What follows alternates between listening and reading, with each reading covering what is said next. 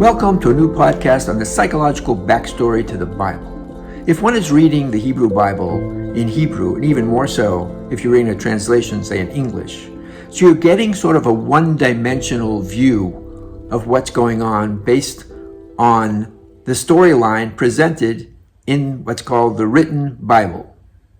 But what you potentially could get from that storyline, if you had other sources helping you, other ancient sources from an oral tradition that is old as the Bible itself, then you would be getting a much fuller dimension. You would be studying at a higher level of consciousness, because God embedded in these words many, many meanings and levels of understanding.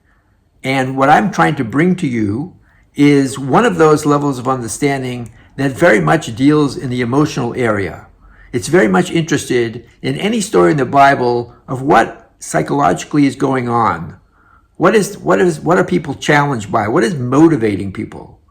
And this is what I'm calling the psychological backstory to the Bible. And I want to first discuss, what is this oral tradition? What is this source that I'm talking about which provides this kind of illumination to the Bible?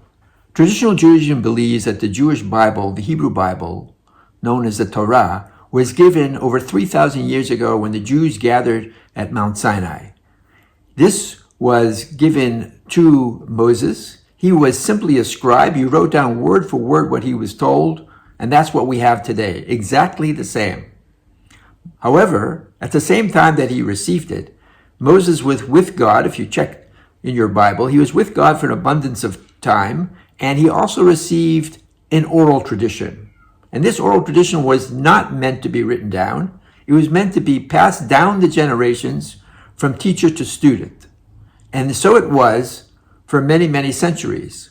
Somewhere around the 2nd century, the Jews in Israel were going through such difficult times that there was a threat that this perfect tradition of teacher to student would be interrupted, and God forbid, some of this information would be lost. And this information includes the laws and the philosophy and what we're going to talk about, the psychological backstory, and much more. All of this was passed down, as I said, throughout the generations. So around the 2nd century, the first thing that was written down was called the Mishnah, and this was mostly about the laws.